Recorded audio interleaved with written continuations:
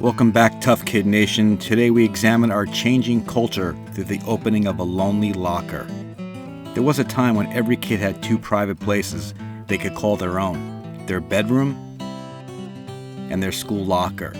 The relationship our Tough Kid Nation had with our lockers can be summed up in one word: intimate. Huh? A locker? Intimate? Yep, intimate. We decorate our school lockers like they were our little mini bedrooms, our homes away from home. We transfer the familiarity of our bedroom walls onto our locker doors. When you opened the locker, inside was an escape into your own personal world. Inside that tight metal frame was your little safe space. Girls decorated creatively. They always had a mirror up top to check their appearance. Sometimes they didn't like what they saw. Boys' lockers were usually very messy, cluttered with crap, or the occasional underclassmen they try to stuff inside, and only you had access to your locker via the 3-numbered combination: right, left, right.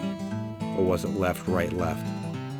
How many of us were late to class because we simply lost track of time? Teachers usually understood and were forgiving, especially if you said the magic words: "I couldn't get my locker open." After a difficult test, your locker is where you went to distress. Friends knew where to find you. Your locker numbers was sort of like your street address. Sometimes love letters were slipped inside. Secret admirer kind of stuff. If somebody wanted to let you into their world, your locker was the first step. They'd give you the combination and maybe something else. This was a lesson in trust. Adults would say, "Never give anybody else your locker combination." We were like, "Yeah, I'll be the judge of that." Sometimes you'd hear that boyfriends and girlfriends were sharing a locker. Pretty funny in looking back, but all a part of growing up. Cheerleaders decorated your locker with candy on the day of the big game and made you feel special, like a hallway celebrity. They put up posters and balloons, and of course your team jersey number, wishing you good luck. And if you starred in the victory, the next morning your locker was the rallying point to relive the glory. In case you've been living under a rock, our culture has changed dramatically in the last 10 years. Today's students have abandoned their lockers. Lockers have become anachronisms. But why? First, parents claim that their children don't have enough time to get to their locker and then make it to class on time. We call bull. Students have always been stressed out to get to class on time. We just handled it better back then. Also, back in the day, kids would hustle in the hallways to class. Today, they're too busy doing this, creating traffic jams.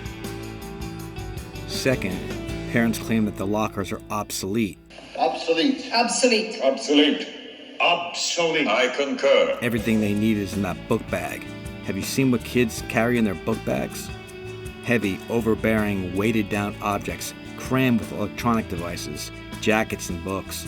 That physical weight they carry around matches the emotional one they bear.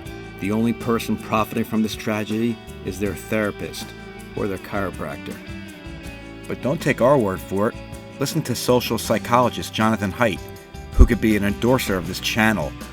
He's constantly warning society about the mental illness young people are suffering and how they need to put down their smartphones and go outside and play. Here he is. Schools are best placed to say, first of all, no phones in school. Just lock them up, no matter what it is. Lock them up in the morning in a phone locker or a yonder pouch. You get them back at the end of the day. For 6 hours, you pay attention to the other kids and to the teachers, and that's it. Imagine that, talking to other kids and making friends. So phone-free schools is urgent. And the other thing is schools can communicate with parents and say, you know what? We are facing a crisis here at school. We can't get our kids' attention. Our kids are distracted. They're so depressed and anxious. Let's talk about what these phones are doing to our kids.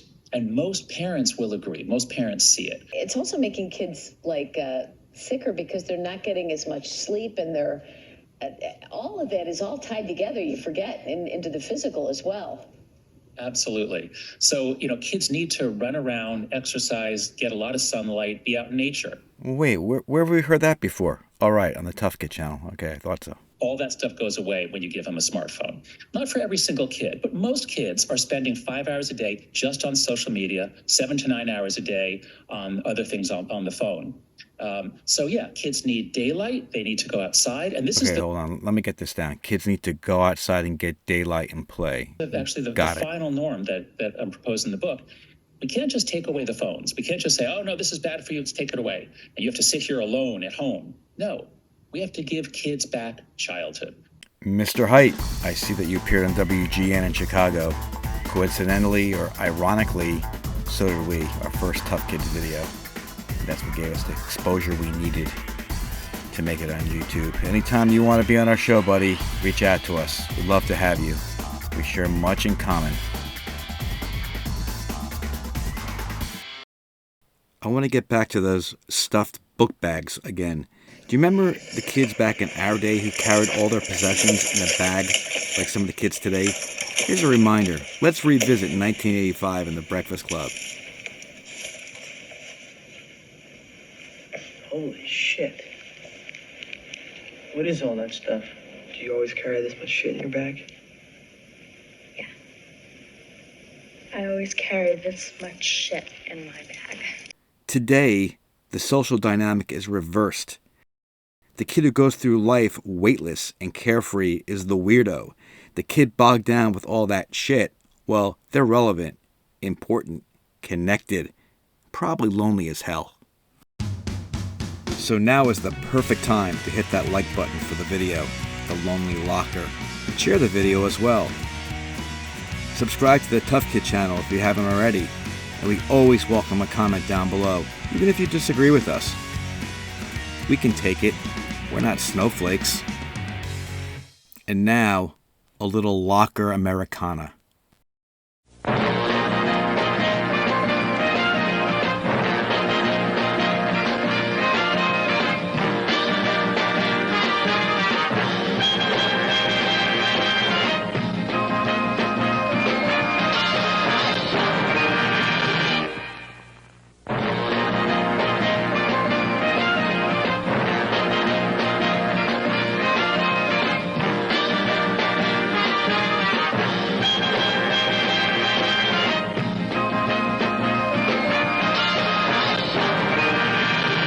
I have two personal stories from high school involving lockers.